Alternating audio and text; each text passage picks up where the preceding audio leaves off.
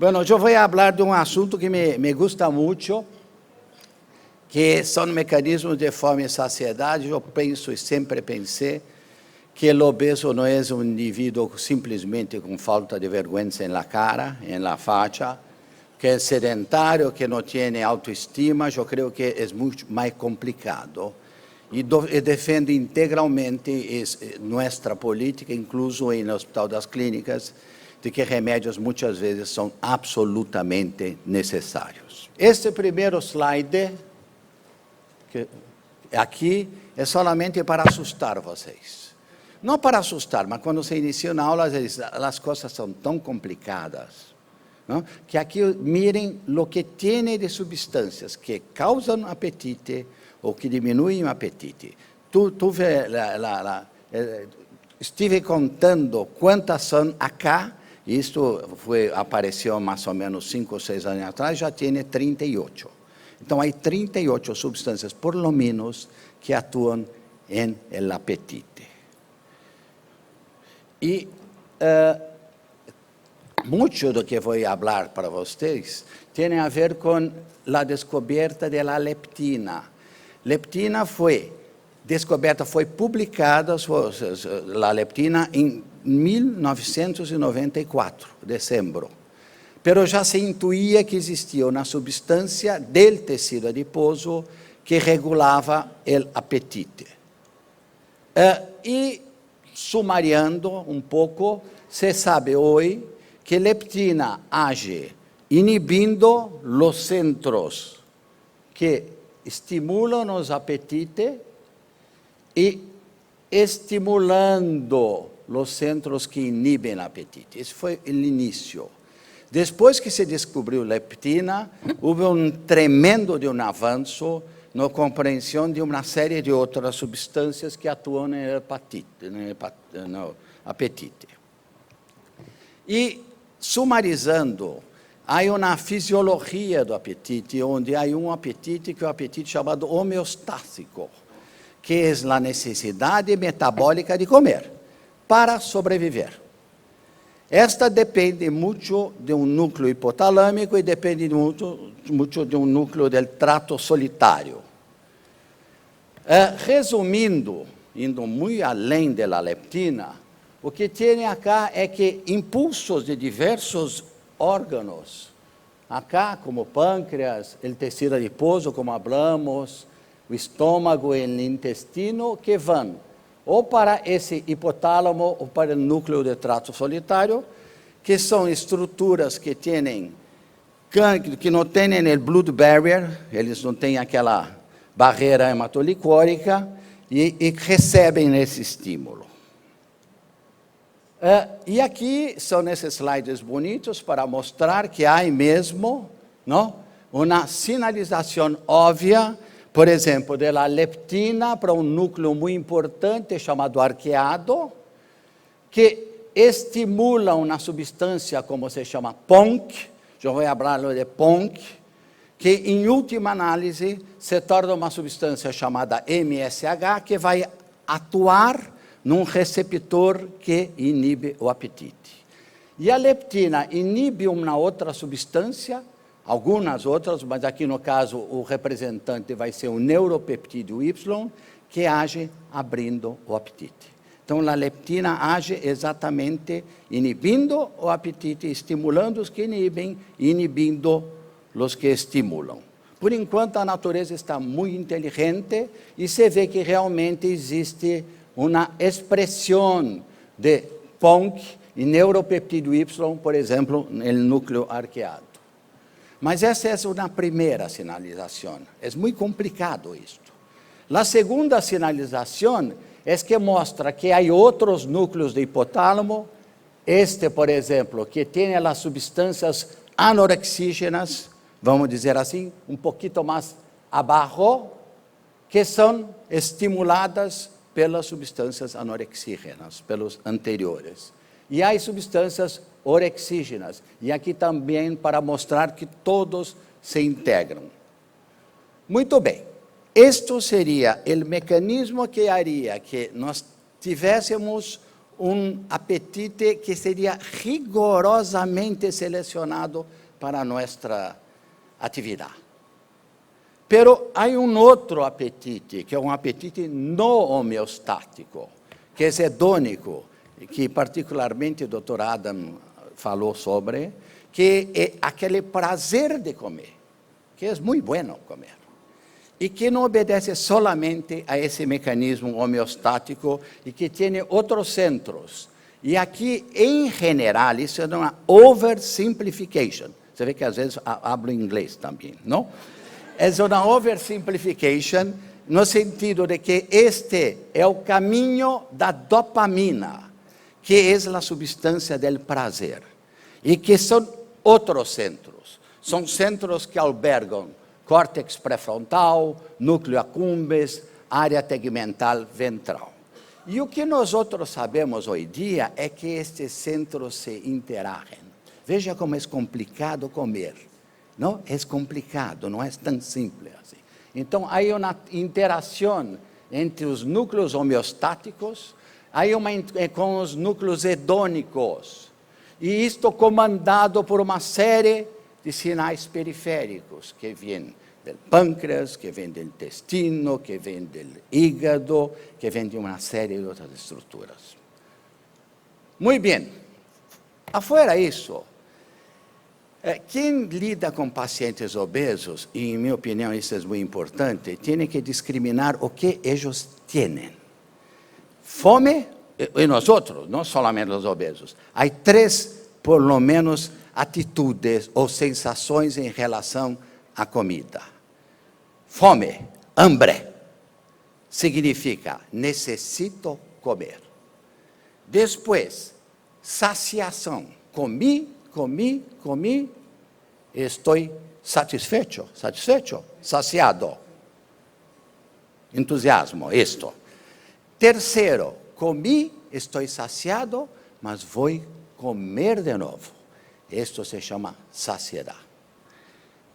Isto é muito importante e vamos agora ver o que acontece com algumas substâncias assim relacionadas. Tenho hambre. Minha grelina, que é fabricada em estômago, está no ápice.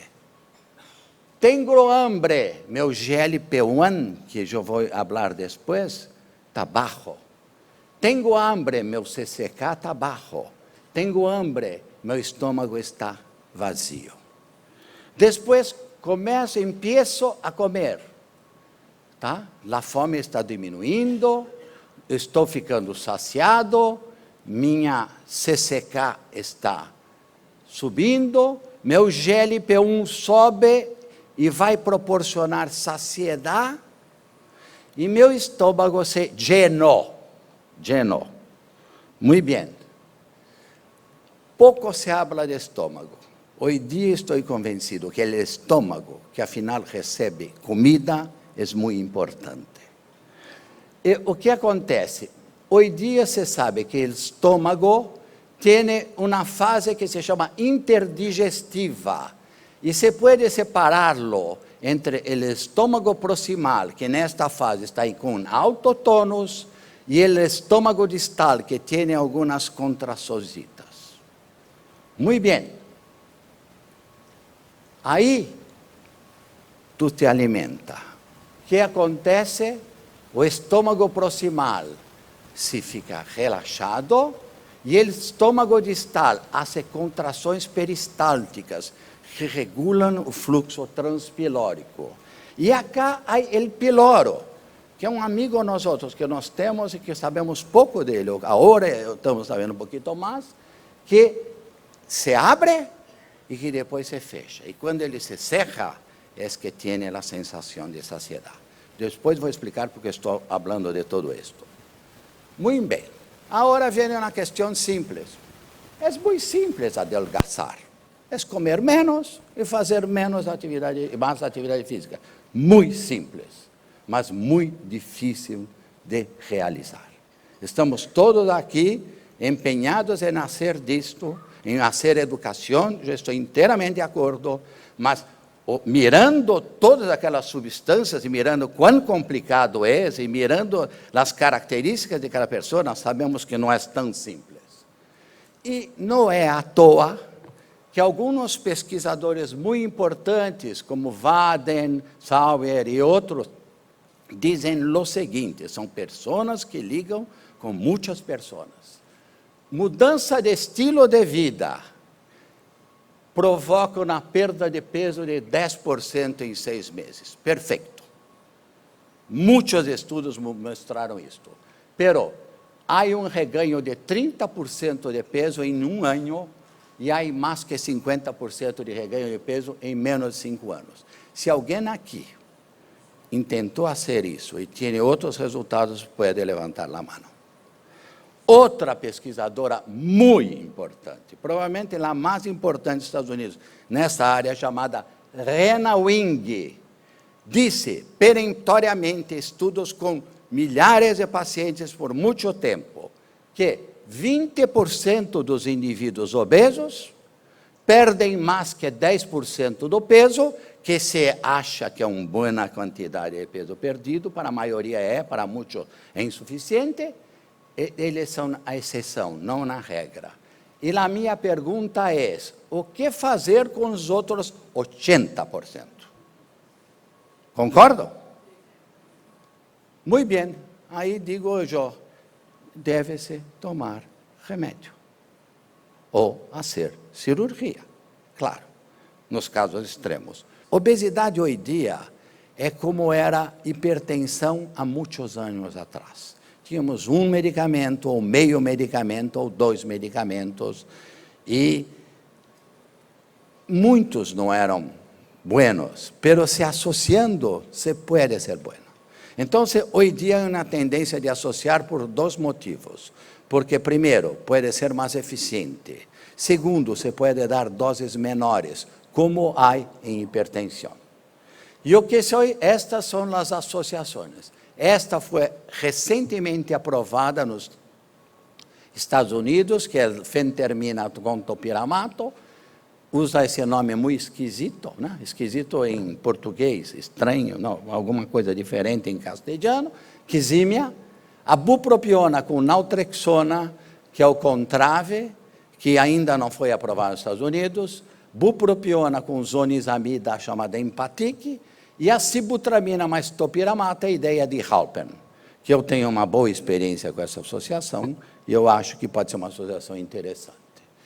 A Uximia, antigamente Kinexa, está aqui, ele é um medicamento que tem um resultado muito bueno de perda de peso, e já foi aprovado nos Estados Unidos.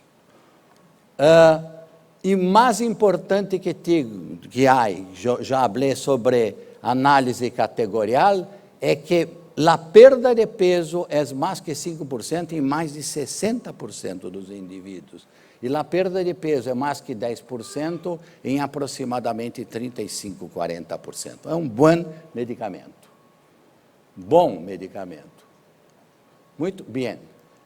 Agora, para ver como uma combinação funciona e que tem a ver com isso que falei de hábito alimentar. Vejam, aqui nós outros temos aquele esquema. Monoamina, estimulando o PONC, inibindo o neuropeptídeo Y. Aí,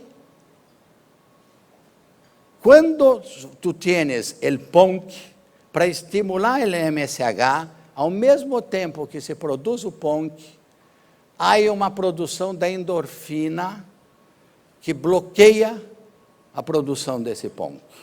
Veja que curioso, bloqueia a ação. Aí tu dás, você pode dar a bupropiona, tá? Com a bupropiona, e aí quando tu associas com a naltrexona, que bloqueia a endorfina, tu tienes a associação de los dois. Ou quando tu tienes a bupropiona com uma substância como a zonizabida, que bloqueia o neuropeptídeo Y, tu puedes ter um bom resultado. Com sibutramina e topiramato, esta é minha experiência, não é muito grande, Selecionei pacientes depois de 6 meses e vocês veem que mais que 55% tinham uma perda de peso de 10%. E, finalmente, eu vou declarar aquilo que penso, o principal medicamento que temos hoje em dia, que é o GLP-1. GLP-1, que chama Bieta, que chama Victoza, e que vai haver outros medicamentos.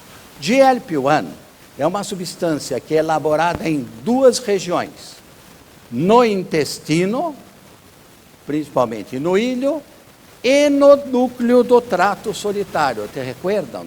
Núcleo do trato solitário é aquela região que recebe inputs da periferia.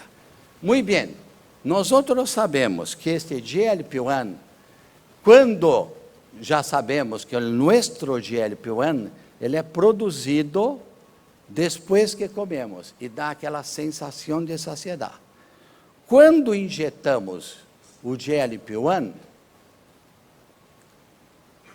nós outros damos sempre, inclusive antes. Significa, temos uma substância que é elaborada depois de se alimentar e que inibe a alimentação. Pero quando damos GLP-1, já estamos dando uma substância que já está atuando na alimentação o tempo todo. Muito bem. Como age o GLP-1? Nós outros sabemos que o GLP-1 reduz o consumo energético. Isso está muito bem estabelecido. E a pergunta é, como age inibindo o consumo energético? E, voltando à nossa exposição anterior, ele age nos 2 mecanismos. No mecanismo homeopático não, eu creio que é hambre. É um mecanismo homeostático e age no mecanismo hedônico. É fascinante esse medicamento.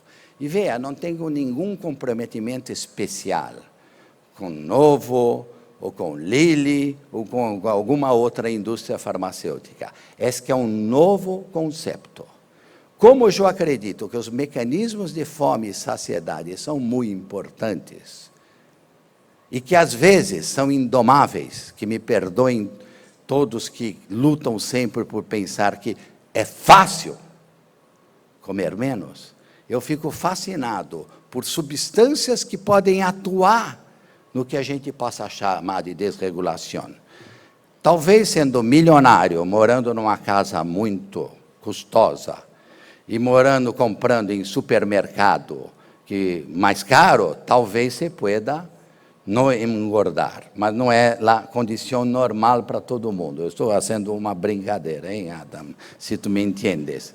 Mas, de qualquer maneira, eu sou um pouco fascinado por essas substâncias que interferem nessa coisa tão complicada que é o apetite, incluso no paladar. Eu estava conversando ayer com Adam sobre este paladar, esse taste, por exemplo, doce, que hace muitas pessoas comer. E hoje em dia nós sabemos que, por exemplo, o topiramato e o GLP-1, eles agem no taste também. Eu tenho pacientes, isto é relatado, e há base fisiológica para isto, que eles têm um taste diferente quando usam essa substância. Veja que coisa fascinante. Não se cambia muito o taste, mas se pode modificá-lo por meios químicos. E isto pode ser uma boa forma de tentar combater a obesidade. De qualquer maneira, o que se sabe é, te recordam que falamos do estômago. O GLP-1 retarda o esvaziamento gástrico. Significa, o indivíduo se sente saciado precocemente. E por que faz isso? Por alguns mecanismos, mas um deles, e já se estudou isto, que é o tônus pilórico. Se sabe que aumenta o tônus pilórico quando se dá GLP-1. Significa, ele age na saída do estômago. Segundo, o GLP-1 atua também nos centros homeostáticos, nos núcleos homeostáticos.